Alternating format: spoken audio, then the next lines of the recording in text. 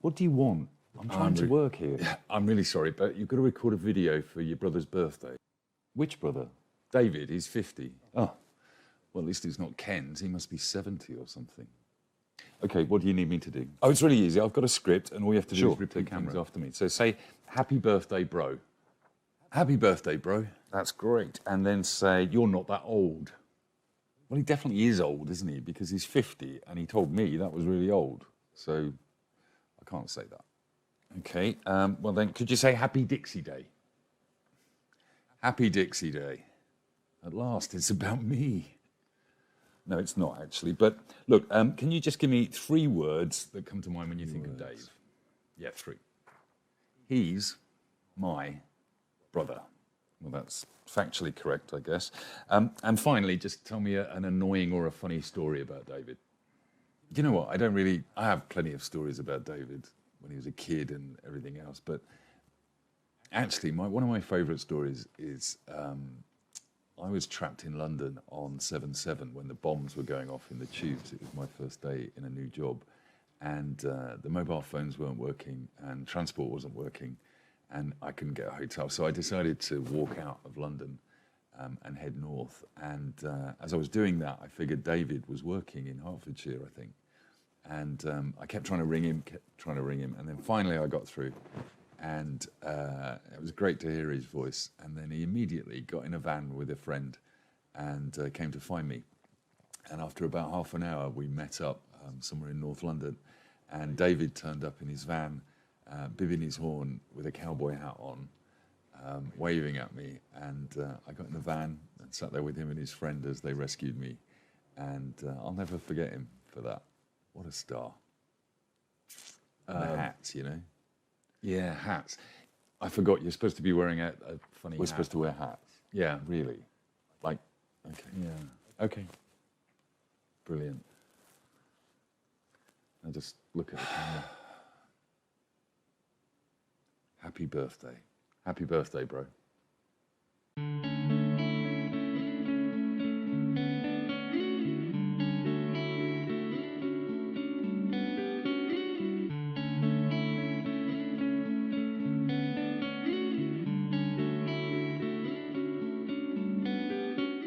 He finds it quite difficult to sit still. So during lockdown 1, I think he had it in his head at the beginning of lockdown that he was going to sit in his underpants all day for the duration, watching crap on TV.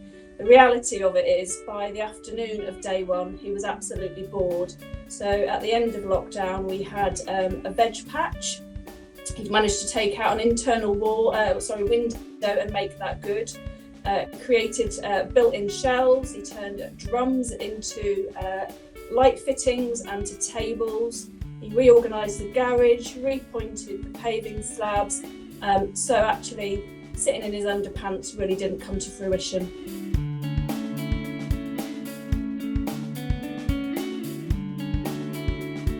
He's too energetic for my liking, and I'm not sure where he got it from.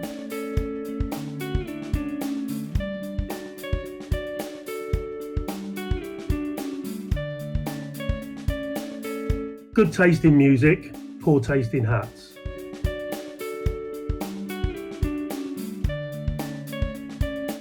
That he has a head shape and size that you can wear hats and look cool, and as you can see here, I can't.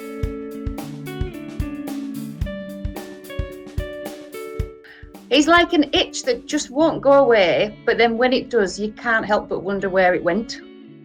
The fact that he's massively indecisive about everything. So thank goodness for Joe.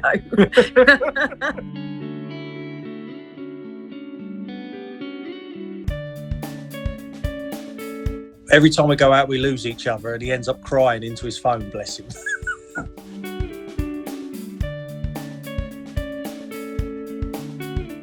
The most annoying thing about Dixie is he runs extremely well with a hangover.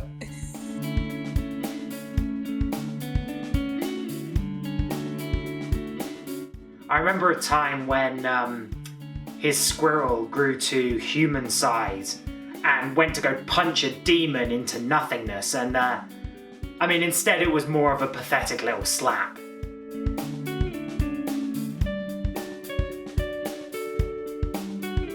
Nearly letting the bath overflow while gossiping. He wants to be what none of us can be, forever young. He is funny, especially when he drinks gin and doesn't know when to shut up, and then Dad has to tell him to shut up, and he does as he's told. I just think of him as Peter Pan. He never grows older. Never grows up. Never grows up, yeah. So, David's quite devastated. Hang on, stop.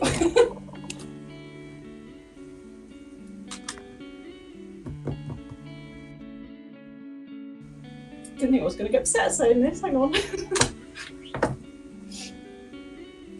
So I know David's quite devastated at not being able to spend his 50th in Australia with Megan and Aidan.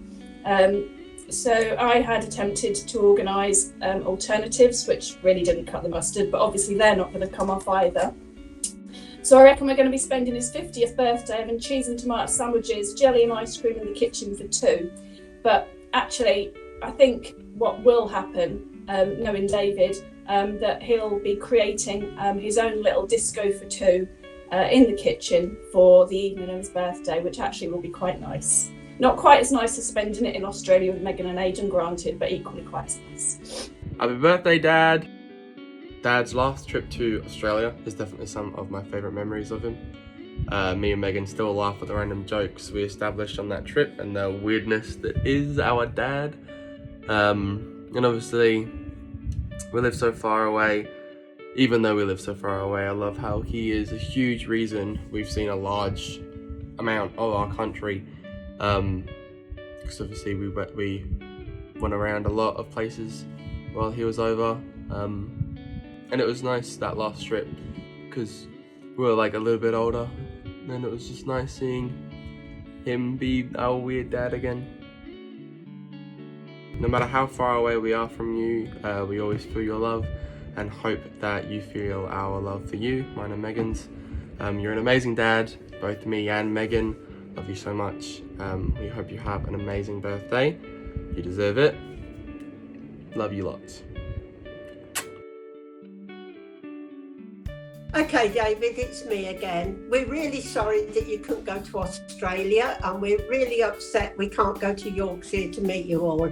Just pretend you're 49 in a few months and celebrate next year. There was one more thing I wanted to say about a character. Many years ago, I lost my dad. And Kenneth and Michael and their dad had got to go to work, and I'm left with David on my own. He wasn't very old at all. And he said to me, "Mum, what would you like to do to cheer yourself up?" And I said, "I'd like to go for a picnic by the river, David." He never said a word. He helped me pack the picnic. He got a flask and everything. He put the chairs in the car and the picnic, and off we go down by the river. When we got there, I realised there was snow on the ground and it was actually raining. And I said to David, "Why didn't you say anything, David?" And he said, "I needed to cheer you up, Mum." And I absolutely cracked up laughing. Well done, David, and thank you. The only time I've ever been at something he DJ'd, he didn't put one piece of bad music on, which meant I was on the dance floor all night and absolutely knackered at the end of it. That I've spent probably two of my best Christmases with him and Joe at your mum's, and yeah, I'll never forget that because I had stomach cramps at the end of the Christmas, so it was very good. I think I'll stay another day. Yeah. He never goes home from us on time. Yeah, I'll just stay one more night. When my dad died, everybody in the family thought the best thing to do was for me to ring his mother, my gran, and tell her that her son had died. Everybody thought that was the best idea. And I picked up the phone in the hallway behind Mum to ring Gran, thinking, yeah, I'm definitely the right person to do this. And I burst into tears, couldn't talk, handed David the phone, and David explained to Nan that her son had died. Calmly and collectedly. Happy birthday, Dixie. Happy birthday, Dixie. Happy birthday, Dixie. Happy birthday, Dixie. Happy birthday, Dave. Happy birthday, Dixie. Happy birthday, Dad. I hope you have a wonderful day. Me and Aidan both miss you very dearly. We wish we could be with you to celebrate, but hopefully soon you'll be able to come out here and visit us, and we can celebrate all the birthdays we've missed together while you're out here. But definitely, like, all the times we would go to Fairy Meadows, I think it was, and like walk around there, go on the park, and the picnics we used to have. So I remember going to there all the time, and lots of showgrounds, and like, you know, going on rides and all that stuff. That's kind of like my big memory of what we would used to do with Dad in England. So Dad is caring, he is seriously funny, and he is also a total weirdo. The kid inside Dad has always made me and Megan laugh a lot, even though we're on the other side of the world. Even though we are so far away, his humour has definitely helped shape mine and Megan's. I'm gonna say funny, caring, and a good dancer. I think the most funny thing about Dad is his hat collection and all these hats that he has. It's so funny looking on Facebook and seeing what hat he has new and what hat he has now. But yeah, I wouldn't say there's anything annoying about Dad, because he's an all-round good person and love him to bits. The extensive hat collection. Hats. Hats.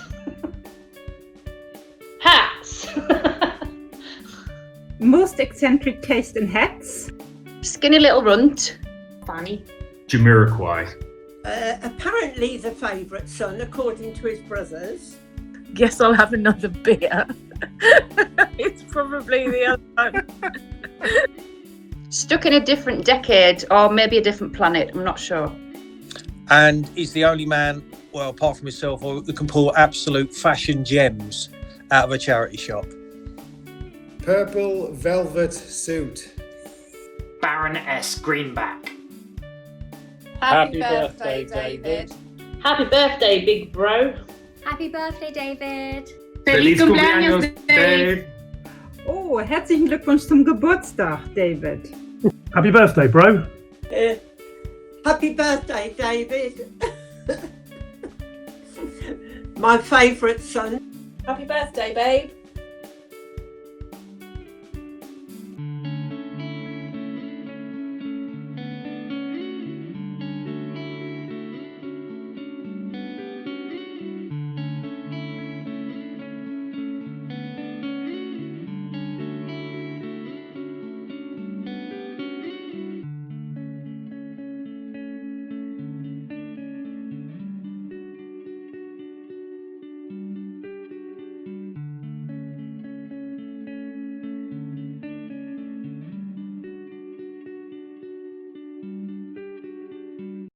Happy birthday!